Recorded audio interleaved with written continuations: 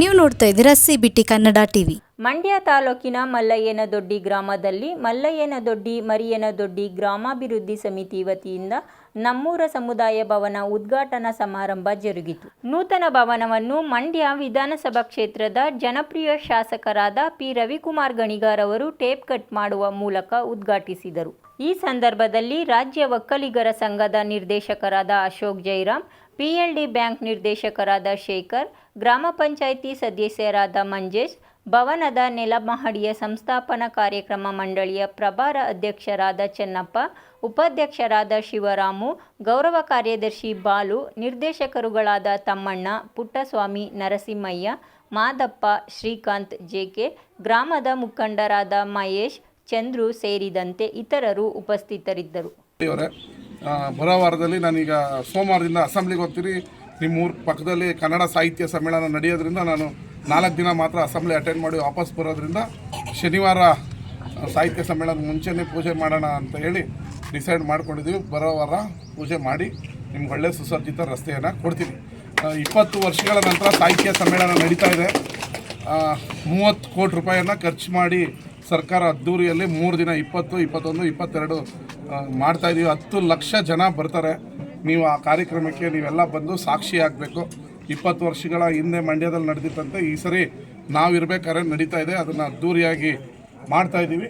ಎಲ್ಲ ಮಾಡಬೇಕು. ಮತ್ತು ಇಲ್ಲಿರುವಂಥ ಸಮುದಾಯ ಭವನ ಡೈರಿ ಮೇಲೆಲ್ಲ ಕನ್ನಡದ ಬಾವುಟವನ್ನು ಹಾಕಬೇಕು ಅಂತೇಳಿ ನಿಮ್ಮ ಊರಿನ ಮುಖಂಡರುಗಳನ್ನು ಕೇಳ್ತಾಯಿದ್ದೀನಿ. ಮತ್ತು ಇದು ಸಮುದಾಯ ಭವನದ ಮುಂದುವರೆದ ಕಾಮಗಾರಿಗೆ ನನ್ನ ಶಾಸಕರ ನಿಧಿಯಿಂದ 5 ಲಕ್ಷ ರೂಪಾಯಿಯನ್ನು ಕೊಡ್ತೀನಿ. ಇನ್ನೇನು ಸಣ್ಣ ಪುಟ್ಟ ಕೆಲಸ ಉಳಿದಿದೆ ಅದನ್ನು ವಾರ್ಡ್ಗೂ ಬಿಡುಗಡೆ ಮಾಡಬೇಕು. ಬರೋದು 2 ಕೋಟಿ ಒಂದು ವರ್ಷಕ್ಕೆ. ಹಂಗೂ ಸಾಲಿಲ್ಲ ಅಂದರೆ ಕೊಡೋಣ, ಅದೇನು ದೊಡ್ಡ ವಿಚಾರ ಅಲ್ಲ. ಎಲ್ಲ ಒಂದು ಕೊಡ್ತೀನಿ, ನಿಮ್ಮೂರು ಕೊಡಲ್ವಾ, ಕೊಡೋಣ. ಅದನ್ನು ಉಪಯೋಗಿಸ್ಕೊಂಡು ಇನ್ನೇನೇನು ಸಣ್ಣ ಮೊದಲೇ ಹೇಳಿದ್ರು ಇದನ್ನೆಲ್ಲ ನಾವು ಫಿನಿಷ್ ಮಾಡ್ತೀವಿ, ನಮ್ಮ ದುಡ್ಡಲ್ಲಿ ಮುಂದುವರೆದ ಕಾಮಗಾರಿಗೆ ನೀವು ಕೊಡಿರಿ ಅಂತ ನಾನೇ ಇದ್ರ ಗುದ್ಲಿ ಪೂಜೆನೂ ಮಾಡಿದೆ. ಇವತ್ತು ನಾನೇ ಉದ್ಘಾಟನೆಯನ್ನು ಮಾಡ್ತಾಯಿದ್ದೀನಿ. ಅಚ್ಚುಕಟ್ಟಾಗಿ ಒಂದು ಚಿಕ್ಕದಾದ್ರೂ ನಿಮ್ಮ ಊರಿನ ಮಟ್ಟಿಗೆ ಚೆನ್ನಾಗಿ ಮಾಡ್ಕೊಂಡಿದ್ದೀರಾ. ಈ ಊರಿಗೆ ಒಳ್ಳೆಯದಾಗಲಿ. ಇನ್ನು ಊರಿನ ಒಳಗಡೆ ರಸ್ತೆ ಅಭಿವೃದ್ಧಿಗೂ 10 ಲಕ್ಷ ಹಾಕ್ಕೊಡ್ತೀನಿ. ಸರ್ಕಾರದ ಪ್ರತಿಯೊಂದು ರೂಪಾಯಿಗೂ ಪೈಸೆಗೂ ಲೆಕ್ಕ ಇರ್ತದೆ. ಈಗ ನಾನು ಬರ್ತೀನಿ, ಇಲ್ಲಿವರೆಗೂ ಆಗುತ್ತೆ, ಅಲ್ಲಿ ಕಂಟಿನ್ಯೂ ಮಾಡಿಬಿಡಿ ಅಂದರೆ ಆಗಲ್ಲ. ಅದು ಮಾಡಾದ್ಮೇಲೆ ನಾವು ಇನ್ನೊಂದ್ಸರಿ ಹೇಳಿ ಹಾಕಿ ಮಾಡ್ಬೋದು. ಅದೇನಾಗುತ್ತೆ ನಿಮ್ಗೆ ಅನಿಸುತ್ತೆ. ಈಗ ನಾನು ಇಲ್ಲಿವರೆಗೂ 400 ಕೋಟಿ ರೂಪಾಯಿನ 1.5 ವರ್ಷದಲ್ಲಿ ತಂದಿದ್ದೀನಿ.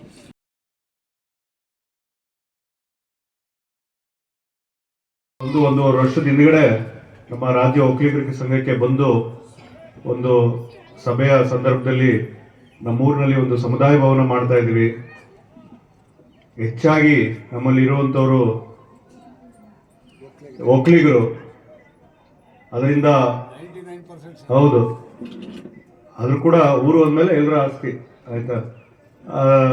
ನಮಗೆ ಸಹಾಯ ಮಾಡಿ ಅಂತ ಹೇಳಿದಾಗ ನಿಜವಾಗ್ಲೂ ನಮಗೂ ಒಂದು ರೀತಿ ಅಸಹಾಯಕತೆ, ಒಂಥರ ಬೇಸರ. ಯಾಕೆ ಅಂತ ಹೇಳಿದ್ರೆ ನಮ್ಮದು ರಾಜ್ಯ ಒಕ್ಕಲಿಗರ ಸಂಘ ಆಗಿದ್ರೂ ಕೂಡ ನಮ್ಮ ಸಮುದಾಯದಲ್ಲಿ ಒಂದು ಅತ್ಯುನ್ನತ ಮಟ್ಟದಲ್ಲಿ ನಡೀತಾ ಇರುವಂಥ ಒಂದು ಸಂಘ ಸಂಸ್ಥೆ ಆದರೂ ಕೂಡ ನಾವು ಒಂದು 20-25 ವಿದ್ಯಾಸಂಸ್ಥೆಗಳನ್ನ ನಡೆಸಿ ಈ ಒಂದು ಸಂಘವನ್ನು ಕಟ್ಕೊಂಡು ಬರ್ತಾ ಇರುವಂಥದ್ದು. ಭಾಳ ಕಷ್ಟದಿಂದ ನಮ್ಮ ಹಿರಿಯರು, ಹಿಂದಿನ ನಿರ್ದೇಶಕರುಗಳು ಬಹಳ ಶ್ರಮದಿಂದ, ತ್ಯಾಗದಿಂದ ಆ ಒಂದು ಸಂಘವನ್ನು ಕಟ್ಕೊಂಡು ಬಂದಿದ್ದಾರೆ.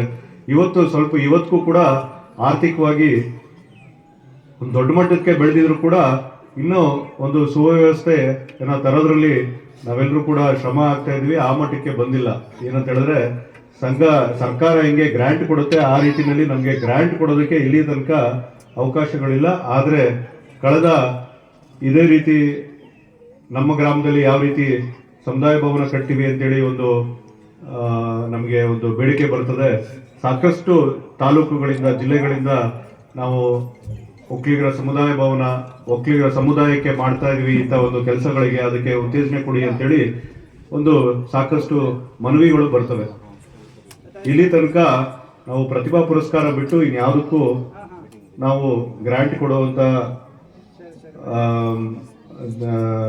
ಸಹಾಯಧನ ಕೊಡುವಂಥ ಪದ್ಧತಿ ಇರಲಿಲ್ಲ. ಈ ಬಾರಿ ಒಂದು 6 ತಿಂಗಳ ಹಿಂದ್ಗಡೆ ಅದನ್ನ ಪಾಸ್ ಮಾಡಿಕೊಂಡು ಈ ಗ್ರಾಮಕ್ಕೂ ಕೂಡ ಕೊಡಬೇಕು ಅಂತೇಳಿ ಸಾಕಷ್ಟು ಒತ್ತಡವನ್ನ ನಾನು ಸೇರಿದಂತೆ ಬೇರೆ ಮಂಡ್ಯದ ನಿರ್ದೇಶಕರು ಹೇರಿದ ಮೇಲೆ ಕೊಡ್ತೀವಿ ಅಂತೇಳಿ ಕಳೆದ ಅಧ್ಯಕ್ಷರು ನಮಗೆ ಭರವಸೆನ ಕೊಟ್ಟಿದ್ರು. ಈಗ ಕಳೆದ ಒಂದು 3-4 ತಿಂಗಳಿಂದ ಒಂದು ಆಂತರಿಕ ಬದಲಾವಣೆಯ ಕಾರಣದಿಂದ ಇದು ತಡ ಆಗಿದೆ. ಮುಂದಿನ ದಿವಸಗಳಲ್ಲಿ ಖಂಡಿತವಾಗ್ಲೂ ಏನು ಅಲ್ಲಿ ಗ್ರಾಂಟ್ ಬರ್ತದೆ ಅದನ್ನ ನಮ್ಮ ಮೊದಲು ಮಂಡ್ಯ ಜಿಲ್ಲೆಯಲ್ಲಿ ಇನ್ನೂ ಯಾರಿಗೂ ನಾವು ಸಹಾಯಧನವನ್ನು ಕೊಟ್ಟಿಲ್ಲ, ಗ್ರಾಂಟ್ನ ಕೊಟ್ಟಿಲ್ಲ. ಮೊದಲು ಮಂಡ್ಯ ಜಿಲ್ಲೆನಲ್ಲಿ ಮಲೆಯನದೊಡ್ಡಿನ ನಮ್ಮೂರ ಸಮುದಾಯ ಭವನಕ್ಕೆ ಕೊಡಿಸ್ತೀನಿ ಅನ್ನೋವಂಥ ಮಾತನ್ನ ಈ ವೇದಿಕೆ ಮುಖಾಂತರ ಹೇಳೋದಕ್ಕೆ ಇಷ್ಟಪಡ್ತೀನಿ. ನಿಮ್ಮೆಲ್ಲರೂ ವ್ಯಕ್ತಪಡಿಸ್ತಾ ಹಾಗೆಯೇ ಮುಂದಿನ ದಿನಗಳಲ್ಲಿ ಈ ಸಮುದಾಯ ಭವನ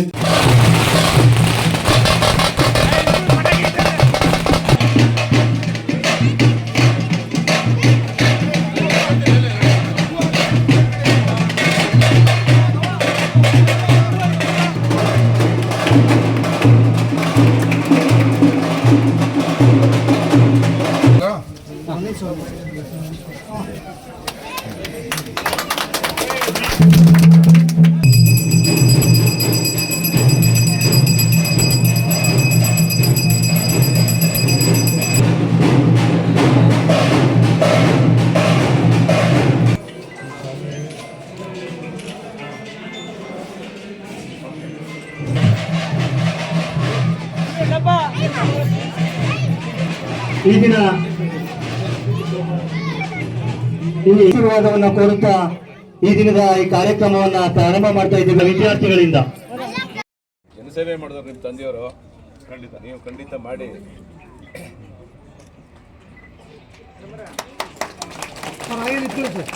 ಹಾಗೆ ನಿಂತ್ಕರ ಹಾಗೆ ತುಂಬರಲ್ವಾ ಯಾವ ಕ್ಯಾಮ್ರಾ ಇದು? ಸ್ವಲ್ಪ ಹಿಂದೆ ಬನ್ನಿ, ಸ್ವಲ್ಪ ಹಿಂದೆ ಸರ್, ಸೈಡಿಂದ ಇದು ಮಾಡಿ.